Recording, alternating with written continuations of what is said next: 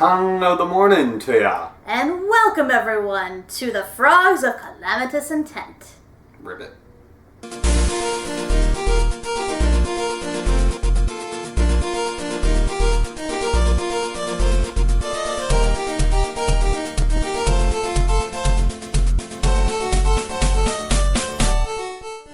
Hi everyone, Kat and Doug here, and we are back, but this time not for Ducktales, for Amphibia. So we discovered this show a little bit earlier this year, before all the stuff went down. We know it's been around longer than that, but in our quest to find material to fill in the gap until that sweet, sweet time when DuckTales returns, we thought this show would be a good way to fill things, and we've also even been watching another show, The Owl House, which we will feature in another separate video. So consider this the part one of a two-part reaction vid power hour, if you can call it that. Wow, that was a mouthful. So yes, this will be pretty much the same deal as we do with the DuckTales video. We're going to be filming our reactions to each new episode as it premieres. Keep in mind though, since we are in phase 2, what you? Phase 2 of quarantine, we've started to have, normal work schedules again. So we won't be able to pump these out as frequently as we did with the other videos, but we will do our best to stay on top of things. Thank God this is not a freaking duck bomb scenario where we have so many videos in a row to watch. Thankfully this is a weekly thing, so we will try to get each and every video out before the next new episode, everything willing. So in the meantime though, we did want to start things off, for those who haven't watched other formats. So hi, I'm Kat MacBerrie. I'm Doug MacBerrie. And yes, we are husband and wife. No relation. Well, now there is. Yeah.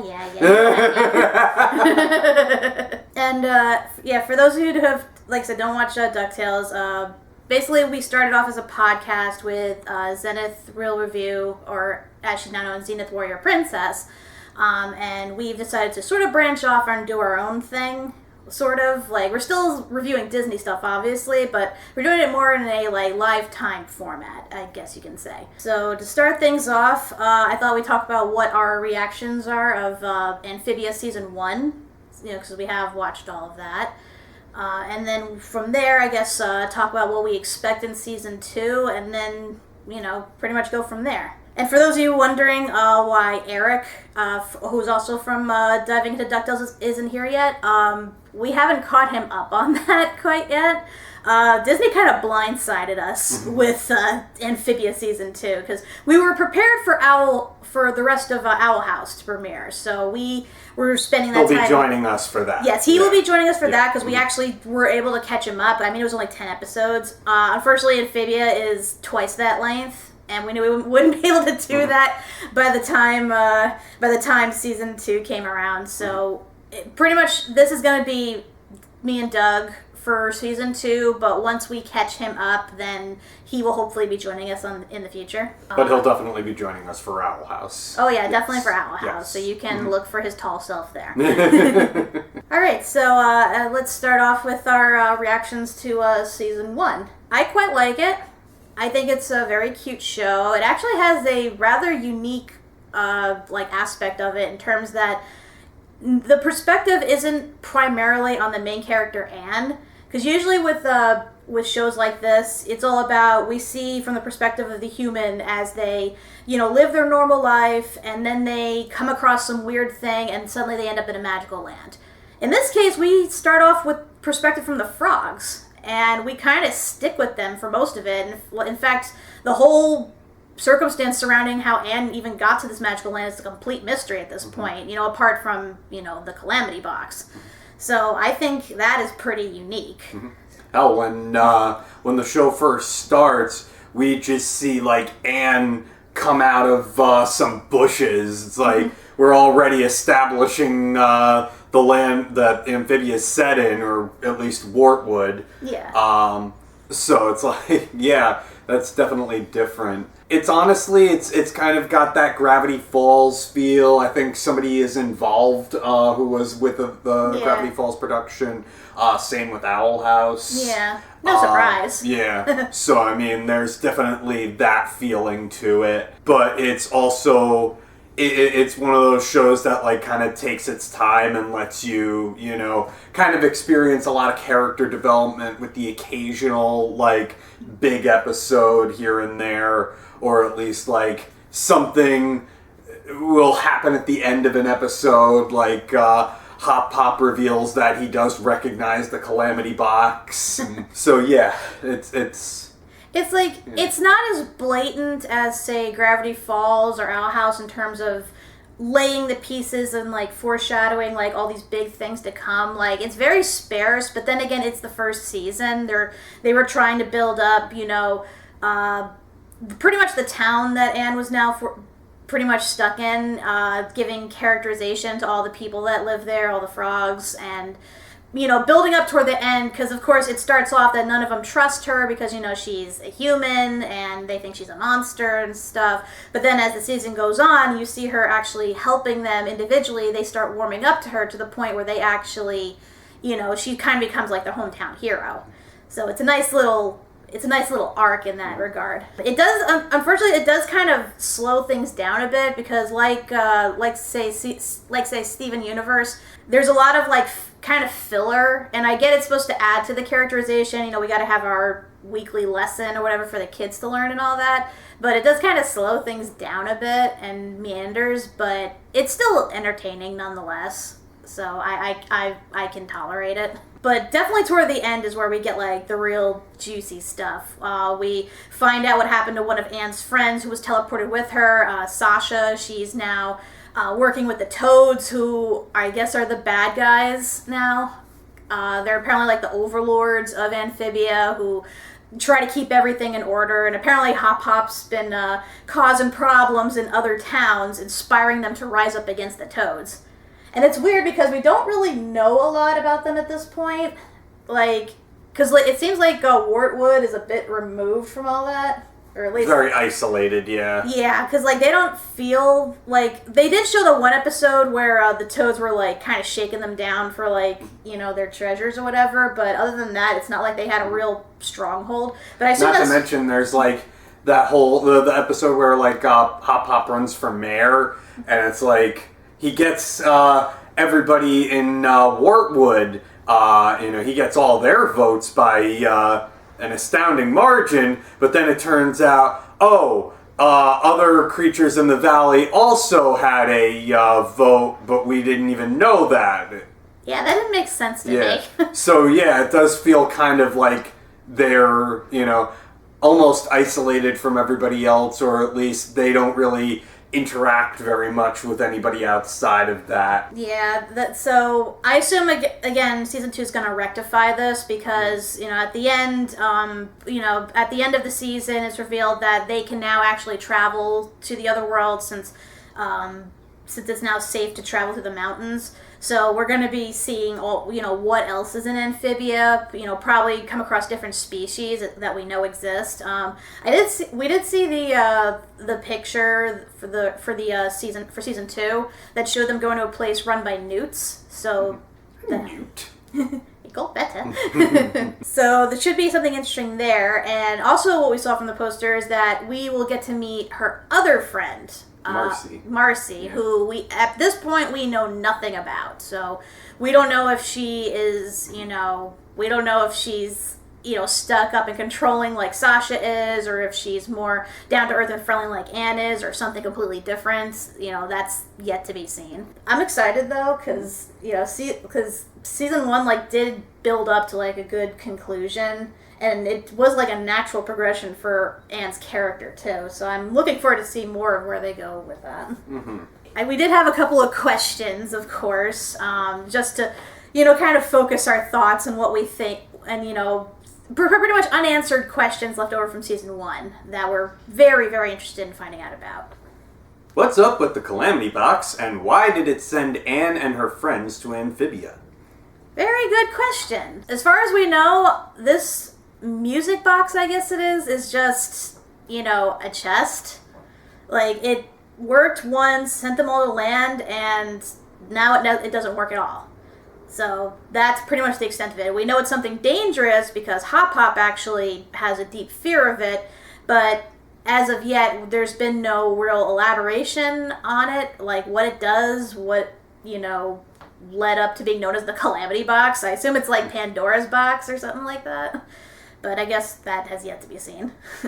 What happened to Anne's friend Marcy? Yes, as we addressed earlier, we would very much like to know what happened to her. I really do hope that she's going to be, an ally and not like Sasha. Here's the thing with Sasha, like, I both like her and I don't like her. It's kind of weird. Like, she's actually a really good, competent leader, as we saw, like, how she wrapped the Toads pretty much around her finger and got them to follow her, even though she's, a human from a different land. But at the same time, she's clearly one of those toxic, controlling friends that you could see, like, the kind of influence she has on Anne, just how much she's able to influence her with, like, just a glare. So, she's not a good person. But at the same time, I'm wondering what's going to happen with their friendship, considering that Sasha nearly, like, fell to her death.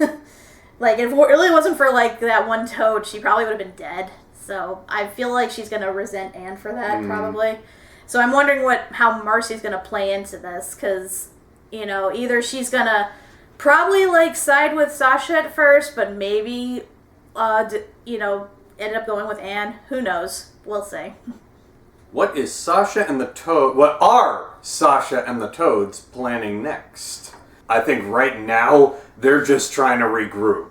They got, blindsided in all of this, and they've basically lost everything, so yeah, I don't think they have any sort of, plan as of right now. I think they're gonna lick their wounds until, they've got themselves in some sort of back to normal scenario, try to figure out, how best to proceed, and we'll go from there, but... Yeah, that's what I'm guessing too. They're probably going to track down the others once they learn that they left Wartwood, which, adds an element of danger because they can be, set upon at any time. In terms of their overall goal, it seems that, as of right now, they just want to quash the rebellions that are going on, because I assume people are not giving them the treasure that they need. But I'm also wondering if something else is going on, because... as far as we know, the Toads are just like an army, so clearly they must answer to like some higher power that we don't know about yet, and we'll probably find out about in season 2, I'm guessing. Well, I wonder if Marcy's involved in that. It's possible, so we have no clue at this point, so anything goes. What has been going on with the other towns inspired by Hop Pop? Again, something that we'll probably find out in season 2, because... I want to know, like, what he inspired, actually, like, that caused them to rise up, because I'm trying to remember the election episode. Did he say anything about overthrowing governments or not paying a tax to the Toads? Or, because as far as I know, he was just trying to, lobby against the mayor who was, corrupt and stealing everybody's gold, just forcing them to pay even more to the Toads for compensation. That shouldn't really have translated to, don't pay the Toads at all, rise up against the establishment. I think he was focused on the smaller picture. Again, like I said, he didn't know he had to campaign outside of Wartwood. And Which still doesn't make sense to me. He was running for mayor, not governor or senator or anything that encompasses a large plot of land. That's so confusing to me, but I guess we had to get the word out there somehow, give them a reason to attack Hop Pop, even though he really isn't a threat in and of himself. Which leads to our next question. Is there more to Hop Pop's past than he's letting on? I sincerely think so. Yeah. Because, think about it. Like, we do know, like, bits and pieces of his past from what he talks about, growing up, running the farm and everything. And we know he used to, like, what was that, the Bizarre episode where he used to compete in like that underground like racing thing, and he was like this big scary thug or whatever, and everyone's like, oh my god, it's him, we haven't seen him in years. And I'm thinking, what the hell has Hop Pop been doing in his youth? Like, Jesus. And where'd he get the blue shell? Bastard. I just love it. We saw that. We're like, oh no. Like, you fucking cheater. But yeah, I mean, I guess it's probably from his younger days, because clearly he's built up a big trust within Wartwood, you know, his vegetable stand. And he must have somewhat of a reputation if people from other towns are, like, listening to him. Like, you know, this old guy from this small frog town. So, and on top of that, again, he knows about the Calamity Box. Which, again, while we don't know anything about that quite yet, I'm thinking it might be maybe related to, like, something that happened in the past, something that might have affected him personally. Because, you know, he was quite eager to, like, make sure that Anne, like, had nothing to do with it. Like, did not want her even touching it. So, again, anything goes at this point. But I really do feel like Hop Pop is hiding something, and it's not just the box. And, again, we'll probably find out about that this season. Will Hop Pop tell Anne about the Calamity Box, or will she find out on her own? Because last time we saw reference to that, Hop Pop had lied to Anne and said he would give it to his contacts, but instead he ended up burying it in the yard. So that is probably going to lead to one of three scenarios, I'm guessing. Either Hop Pop's going to cave and tell her the truth at some point when it becomes obvious he can't hide it. Anne's going to stumble upon it either through a third party or of her own volition in some capacity, or somebody's going to force Hop Pop to actually retrieve the chest because they find out they know for certain that he has it in his possession. Either way, I feel like this is going to cause a huge rift between Anne and Hop Pop, and we know how they didn't have the easiest of a relationship when this whole thing started. So I feel like this might lead to Anne maybe, like, you know, separating herself from the Planters, feeling like she can't trust them anymore. Maybe not the kids, but definitely Hop Pop. What happened to Sprig and Polly's parents? Yeah, I'm wondering why we never even ever addressed that. I'm thinking it's possible it's something to do with, you know, Hop Pop's younger days catching up with him, or, you know, they just up and died.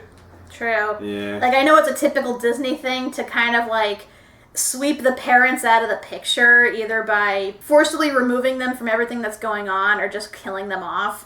But again, because we don't know about certain aspects of Hop Pop's past, there's probably a very good chance that he might have lost them, you know, due to what happened with the Calamity Box, hence why he now has, you know, primary guardianship of Sprig and Polly.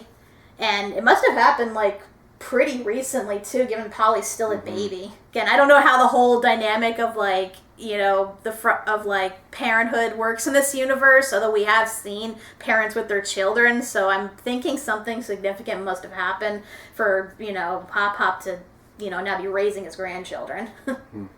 Or it was the Toads. When will Polly grow legs? I am really wondering what is the, you know, the age limit on when, like, frogs sprout legs. I mean, I did have frogs growing up, but they usually got their legs fairly quickly, so I'm wondering how that translates into this universe.